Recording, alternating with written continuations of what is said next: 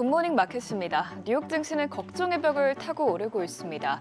여전히 트럼프 대통령의 관세에 대한 불확실성이 크지만 이를 떨치고 오늘 시장은 일제일 상승하는 데 성공했는데요.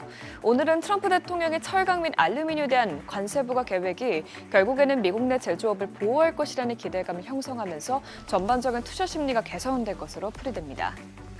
마감 상황 보면 오늘 다우지수는 0.38% 올랐고요. S&P 500 지수와 나스닥 지수는 각각 0.67%, 0.98% 뛰었습니다. 특히 오늘 종목별로 보면 기술주들이 상승세를 주도했는데요. 빅테크 기업 대부분 강세로 마감했습니다. 엔비디아는 오늘도 3% 가까이 오르면서 5거래일 연속 상승했습니다. 빅테크들의 AI 하드웨어를 중심으로 한 자본 지출이 확고하게 진행될 것이라는 소식이 오늘까지도 호재로 작용했고요. 그 밖에 나머지 기업들도 모두 상승했습니다. 시총 6위부터도 보면 브로드컴은 오픈AI가 브로드컴과 협력해서 만든 자체 AI칩 설계를 마무리하고 있다는 소식에 오늘 4% 넘게 뛰었고요. 반면에 테슬라는 스테펠에서 목표 주가를 하향 조정한 영향에 오늘도 3% 넘게 떨어졌습니다. 이어서 특징적인 종목도 살펴보면 트럼프 대통령이 모든 철강과 알루미늄 수입품에 대해 25% 관세를 예고하자 미국 내 관련 철강 알루미늄 제조사가 강세를 보였습니다. 그동안 미국의 철강 산업이 가격 경쟁력 면에서 떨어지면서 약화했는데 이번 조치로 인해서 다시 경쟁력을 회복할 수 있다는 기대감이 커졌기 때문인데요.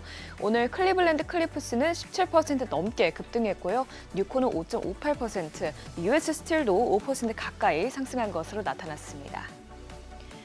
이렇게 오늘 전반적으로 시장은 관세에 크게 동요되지 않는 모습을 보였는데 이에 대해서 인터랙티브 브로커스는 투자자들의 관세 논의의 대부분이 실현되기 어려울 것이라는 점을 깨닫기 시작하면서 관세를 협상 전술을 여기고 있기 때문이라고 설명했습니다.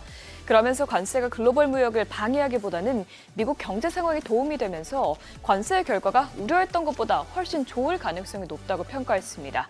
또 이런 가운데 UBS에서도 트럼프의 관세 조치가 미국 경제 성장을 침체시킬 수는 있지만 탈선시키지는 않을 것이라면서 2025년에도 미국 주식의 강세장이 이어질 것이라고 내다봤습니다. 한편 오늘 공개된 지표도 살펴보면 지난주에 기대 인플레이션이 크게 올라 투자자들의 우려가 커졌던 가운데 간밤 나온 뉴욕 연은 기대 인플레이션은 이에 대한 걱정을 조금은 덜어줬습니다.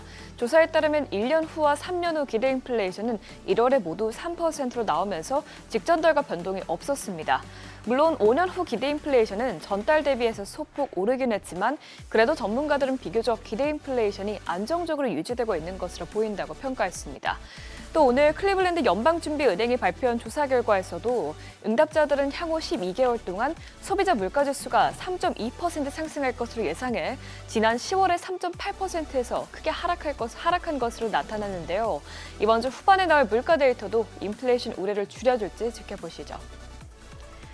채권 시장도 오늘 트럼프 대통령의 상호 관세와 철강 및 알루미늄 수입품에 대한 고율 관세 계획에도 민감하게 반응하지 않았습니다.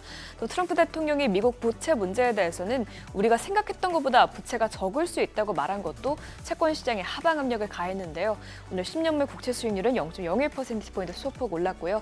2년물 국채 수익률은 변동이 없었습니다.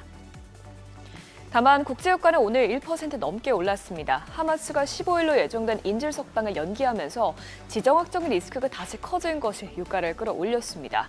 또 금값은 트럼프의 관세 정책에 따른 불안감에 오늘도 사상 최고치를 기록했는데요.